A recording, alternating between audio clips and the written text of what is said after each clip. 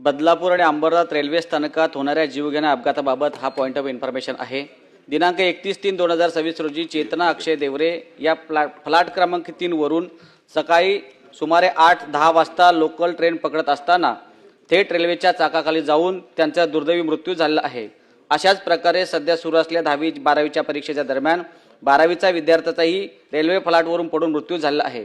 कुलगा बदलापूर नगरपालिका क्षेत्रात लोकसंख्या झपाट्याने वाढत असून बदलापूर व अंबरनाथ रेल्वे स्थानकावरील प्रवाशांची संख्या प्रचंड वाढली आहे।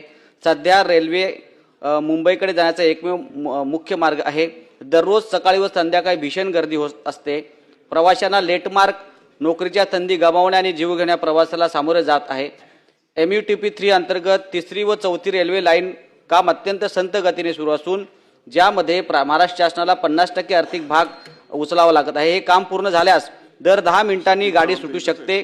मात्र कामाच्या गतीबाबत समाधानाची स्थिती नाही। प्रवाशांची संख्या लक्षात घेऊन लोकल फेऱ्या वाढवण्याचा 15 डबा लोकल सुरू करण्याचा विचार अजून झालेला नाही।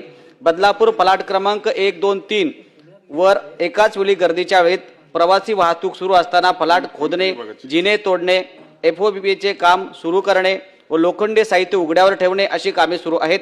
कोणत्याही अनिवार्य सुरक्षा बॅरिकेड्स, ग्रिल, संरक्षण, अडथळे, चेतावणी फलक, सुरक्षा रक्षक गार्ड किंवा पर्यायी सुरक्षा मार्ग उपलब्ध करून दिले नाही, ज्यामुळे प्रवाशांची जीवघेणी परिस्थिती निर्माण झाली आहे। या सर्वाला कंटाळून रेल्वे प्रवाशांनी